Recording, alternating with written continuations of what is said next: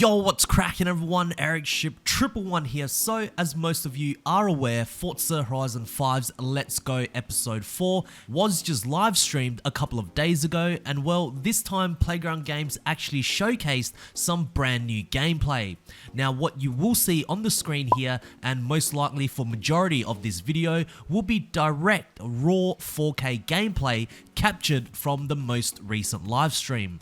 But in today's video, I want to find out more about Horizon 5, seeing as how towards the end of each Let's Go live stream, questions from the community get asked directly to the developers for them to answer live. And I don't know about you, but some of these questions being asked don't necessarily reveal much about the game.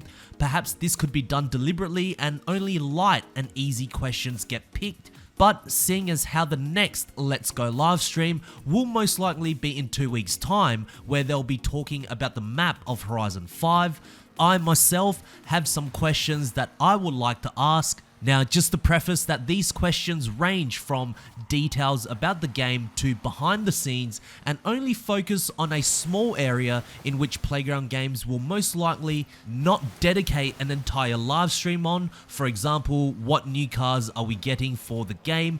Those are not the type of questions that I'll be asking. Now, if you're new on this channel and have been enjoying all of the Forza Horizon 5 content, please make sure to like this video and subscribe to keep up to date with everything Horizon 5 related, from updates, rumors, and gameplay. But nonetheless, here are 7 serious questions that I would like to ask for the next Let's Go live stream for Forza Horizon 5. Starting off with number 1, the physics. Now, with more gameplay surfacing as of late, some of you, the subscribers, have written down in the comments section of my videos wondering if Playground Games have changed their physics for Forza Horizon 5. According to some of you, the gameplay looks more arcadey than usual. Now for me, I must say I don't think it has, maybe because majority of the gameplay that I present in my videos don't have sound, therefore cars braking, tires screeching while turning, all of these effects have been diluted, perhaps making the cars seem to go faster around corners. But as we all know, Horizon 5 and the series at most is a simulation arcade, leaning more towards the arcade side, and throughout each title, the physics has remained very consistent in terms of how the cars feel. I do believe, however, that the chase cam camera settings have slightly been modified in comparison to previous Horizon titles, which could give the illusion that the in-game physics have changed. So, because there's been quite a few people that have noticed this, then I ask, have you guys changed the car handling and physics model for Forza Horizon 5? And also, has the chase cam view been slightly altered? If so, what was the reason behind it? Number 2, menu or user interface. So, one thing about Forza Horizon 4 that some of you didn't like was the menu system or user interface. It was so cluttered and jammed with useless widgets that many of them were just shortcuts to what could easily be accessed with an extra click, but what it did was that it made important widgets very hard to see as they all blended in with one another. If you look back to Horizon 2 and Horizon 3, the menu system was very linear and easy to follow.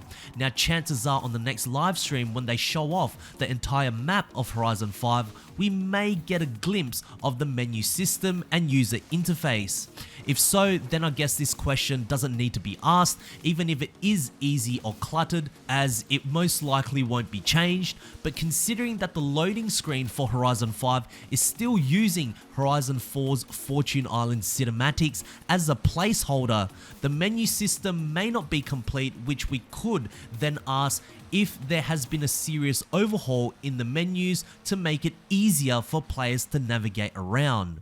Number 3, location. This is more of a behind the scenes question, but I remember back before the launch of Horizon 4, I asked then art director Ben Penrose why Britain and was it their first choice, and Mr. Penrose answered the question by saying that, well, Britain was always up there in terms of a location for a Horizon game, but always ended up being disregarded as they felt more locations were more exotic, like Australia for example, but the reason why they ended up going with Britain Britain in Horizon 4 was because half of the studio was working on a research and development project which involved seasons, and the team finally felt confident enough to somehow implement that technology into a Horizon game, which eventually led to Horizon 4 being set in Britain. But what about Horizon 5? Apart from the real obvious choice of Mexico being well diverse and exotic, there are plenty of other countries in the world that do share similar traits. So apart from those reasons, why was Mexico chosen, and was it the first choice when planning for Forza Horizon 5? Number 4, Festival Playlist. Now, I'm unsure if they've mentioned that Festival Playlist will be returning for Horizon 5. For those who do have a definitive answer, please let me know in the comment section down below.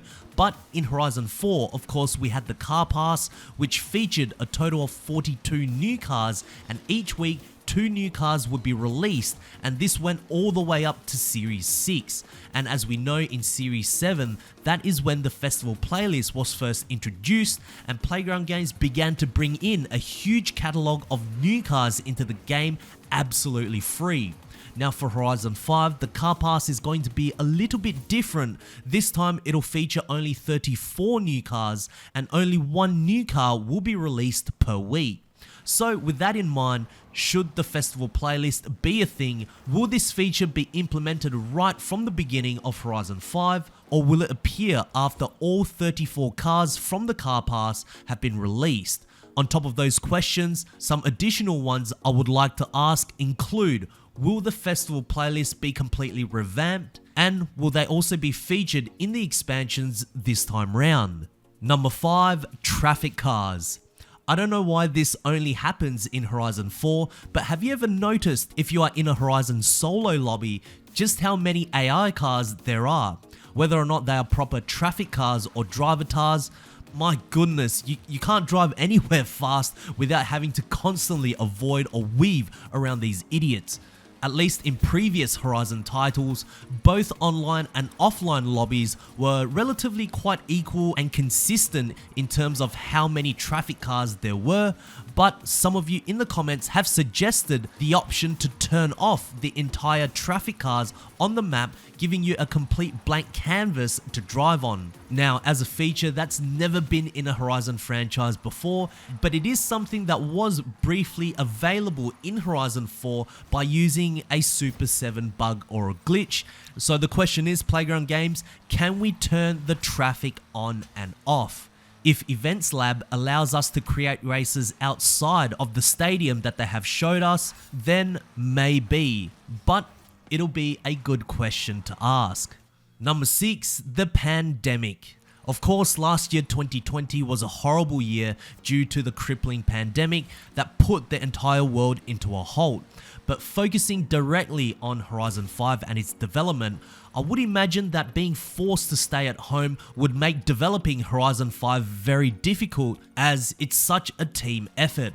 So for me personally, I would love to hear how the team overcame those challenges during such difficult times. Were there moments that the development just had to be completely put on pause, and because of all this, decided to break the 2-year cycle of each Horizon game release? And lastly, number 7, the future.